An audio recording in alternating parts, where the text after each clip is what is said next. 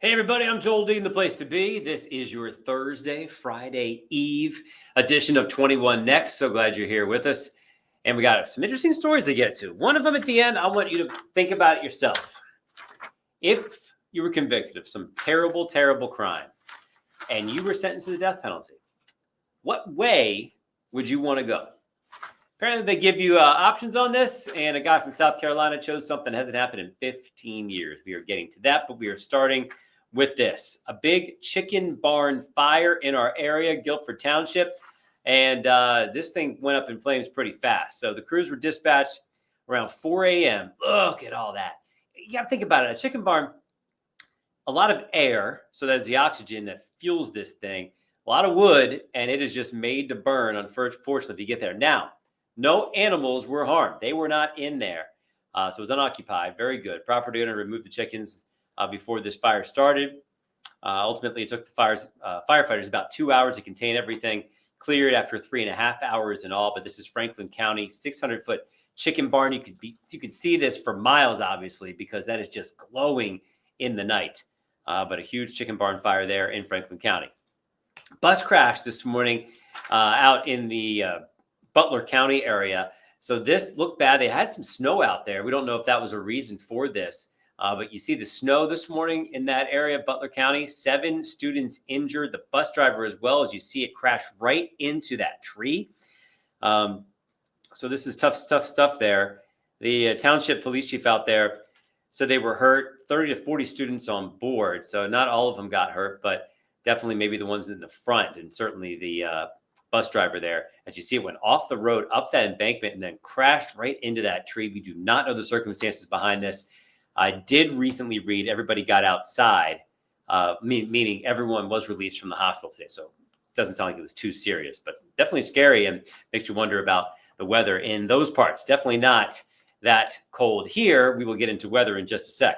A couple more stories first, though. A puppy mill protest. So these are accusations that John Stoltzfus Jr.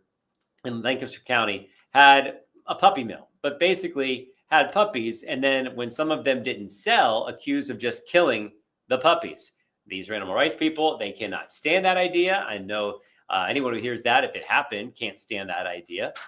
And they're saying that this goes on and on in this Amish community. They're accusing them of doing this pretty often, and they think that only if there is some jail time here will maybe things change. So they were out there, they were honking their horns, they had their signs. We did hear from one woman who was very emotional about this, but they're saying that this is bad stuff, and they have 50,000 signatures on this petition demanding a very harsh sentence for this situation. There was a continuance today, so nothing really happened in court. We'll see if Stoltzfus stands trial soon and what's going on there, but they want animal abuse to be a felony, as you see right there, and make the time fit the crime. Once again, 4 animals. The accusation is 4 puppies were killed when they didn't sell. So we'll keep an eye on that for you. And then that brings us to this one right here. South Carolina, there's a guy who was convicted in 2001 of killing his girlfriend's parents. Okay, convicted. There he is. Been on death row that entire time. There's been all kinds of appeals. Okay, you've seen the appeals. They've gone through. They're done with appeals. So now it's time for this to happen. His name is Brad Sigmund. 2001, he's convicted. He's in South Carolina there. So they said to him, okay, you're going to be killed. There can be lethal injection. There's electric chair. And there's firing squad. He has chosen firing squad, and that is scheduled to happen tomorrow. Their state Supreme Court have not put in any more delays. Sounds like this is going to happen. And it is definitely bringing attention to this. That is this the most humane way? Should there even be a death penalty? People that are against it are using this as an example. But there's going to be 3 people. I don't know if we have that as well to bring up the article for this. But there's 3 people that will be 15 feet away, and they will have an opening, 3 with guns, and they will shoot at this man who is guilty, and that's how he'll be killed. The bullets are expected to, are designed to, do the most damage, shooting for the heart. And that is what's going to happen tomorrow for the first time in 15 years. It's happening in South Carolina, 6 p.m. I guess the governor still could step in, but there's no indication that will happen. So you'll see that in your news tomorrow, but wanted to give you attention for that. Okay, that brings us to the weather. It is a Friday. It is a payday coming up. And do you deserve to be paid for this beautiful, beautiful weathercast coming up? Mr. Tom Ryan. If you're looking for beautiful, I'm not your guy. It is. Pick a day that's beautiful. Is there a good day out of 7? I'm giving you. Oh yeah. There's definitely good days on the way. Just not yet, Jill D. We're talking about a wind advisory tonight. If you've been outside, you know what we're dealing with. No, it's bad. Yeah, very windy and nasty conditions. So the wind advisory officially goes until 4 a.m., but it's still going to be windy into the weekend. A little chilly as we start the weekend. And then as we get into Sunday and next week, it looks a whole lot warmer. So if we get past the weekend still has a chilly feel to it. But by next week, now look at this, 50s, 60s by midweek. So pretty incredible temperatures, and I think we're all ready for that.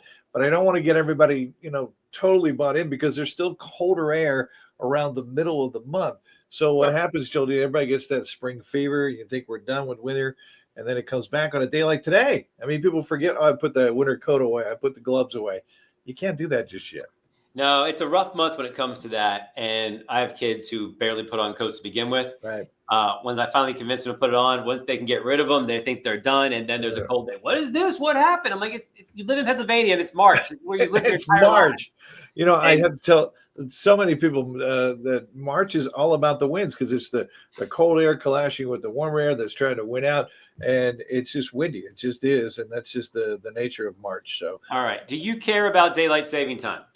I really don't. My answer to this is we should just do the half-hour switch and then leave it that way. Don't do the full hour thing. Compromise in the middle. Do the half hour and then just leave it. I once lived in where was it? I lived in a place that didn't do the switch, and I kind of like that. So I was watching today in the Oval Office. President Trump takes a lot of questions and just like rapid fire. Everybody's just throwing stuff out. Somebody threw out the daylight saving time. They're like, you talked about this, kind of a campaign promise. You're going to get rid of this. And he goes, I'd love to get rid of it. The problem is there's about people on each side that are 50-50 on which way they want it to go. So yes, they would like to get rid of it. They don't like the constant changing, but some of them like the more, daylight you get in the evening. Some don't like being the day without the daylight in the morning when it's dropping kids off and doing things. So he says it's too close to 50-50 after which way to go. So he's not going to touch this one. And the thing that people forget about is the higher latitudes. So if you get up near Boston and stuff, their daylight is very, very different than somebody in South Carolina or Florida. Yeah. Quick story. Go ahead. Yeah, no, I just that is the point. To your point, it's very different for everybody. We all kind of think we're in the same boat, and we're really not.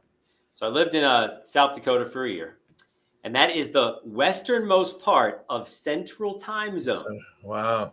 Which meant I was able to play golf until after 9 p.m. It was light past 9 o'clock, so that's like middle of summer. Light during certain parts of the year. I guess I was there during the summers. Yeah, right.